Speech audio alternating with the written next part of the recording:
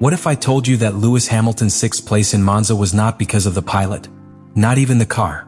What if I reveal that someone inside Ferrari modified their car without permission, affecting their performance in secret? Prepare, because the data and testimonies that came to light could be the beginning of an earthquake in Maranello. Monza, the legendary temple of speed, is much more than a simple circuit in the calendar of Formula One. For Ferrari is his spiritual house. A scenario where each error is magnified and each success becomes a legacy.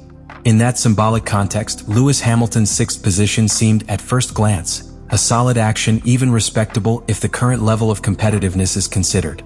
However, that result, far from being the proof of stable performance, ended up being the veil that covered one of the most disturbing and controversial episodes in the recent history of Maranello's team. The reality began to reveal not in the post-career comments or in television analyses, but in the telemetric data collected by Ferrari. When analyzing in detail the behavior of the SF-25 during the weekend, the engineers detected a pattern that immediately ignited the alarms.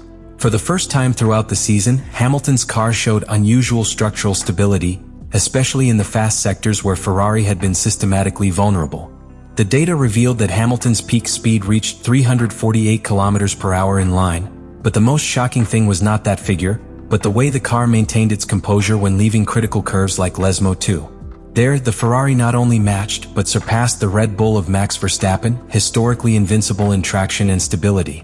That type of performance, never seen before with the SF-25, indicated that the car had finally achieved an aerodynamic and mechanical balance that allowed Hamilton to attack each curve with confidence.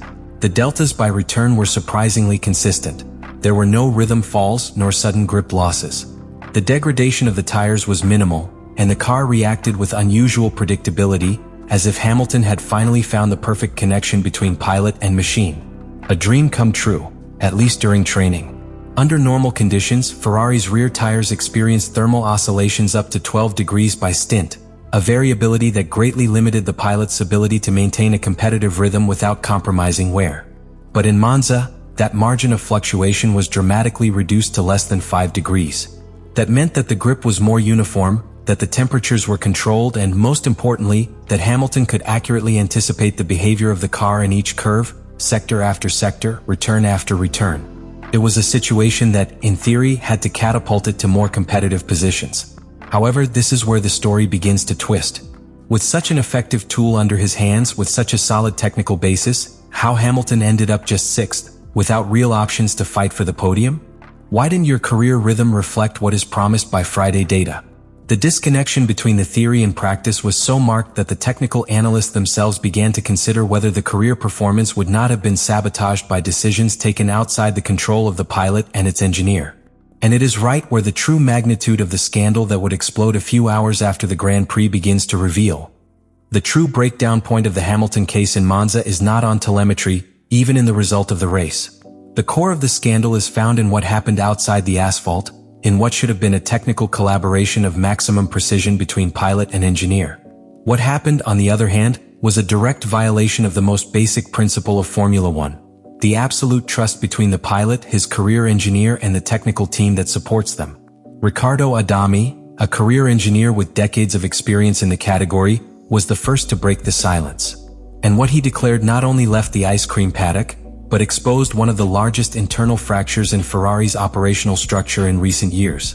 According to his testimony, Hamilton's car was modified without his knowledge or that of the pilot himself at key times of the weekend, particularly between the closure of activities on Friday and the start of Saturday.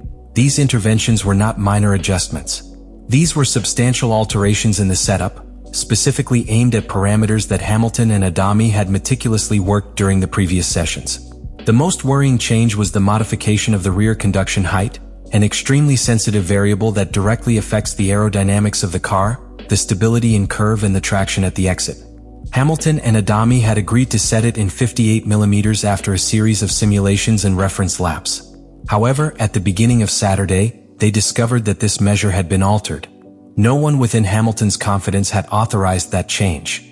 The impact was immediate and devastating. The rear axle of the SF-25, which until then had shown surprising stability, began to behave erratically.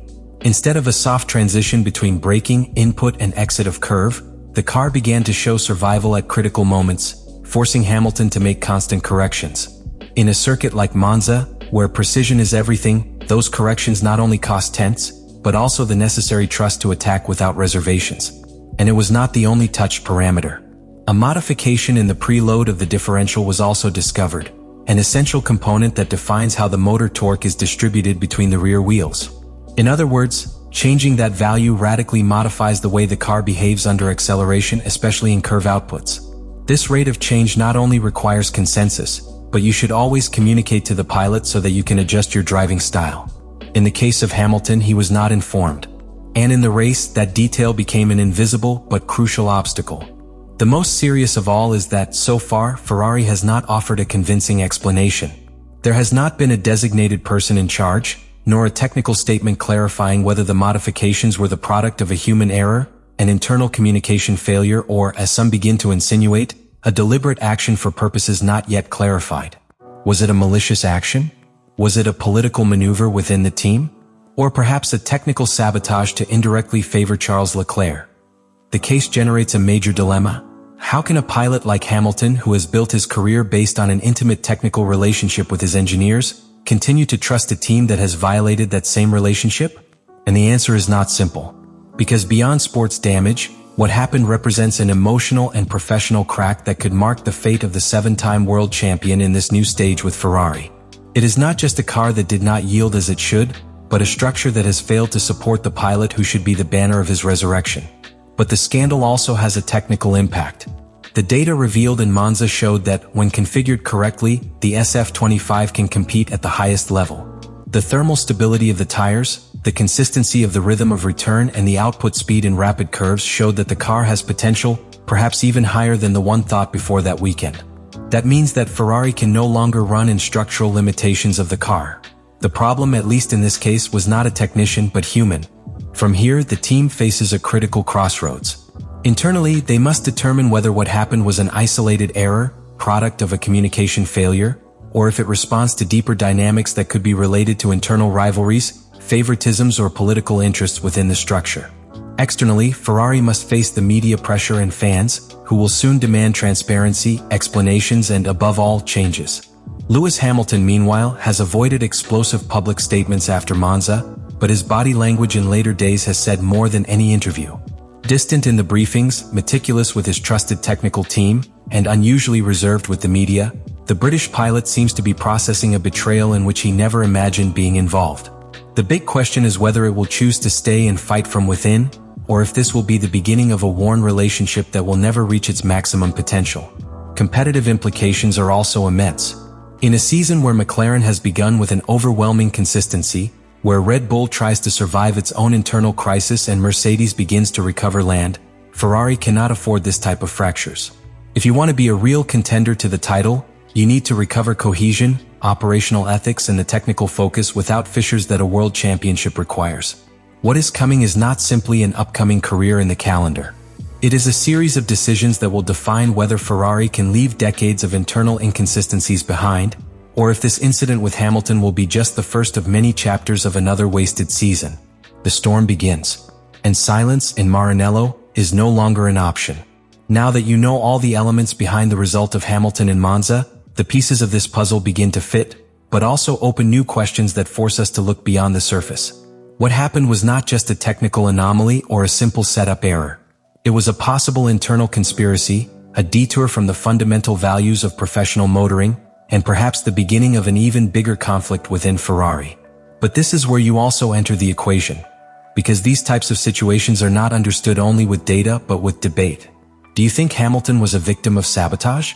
Or do you consider that we are facing an extreme example of technical disorganization within Ferrari?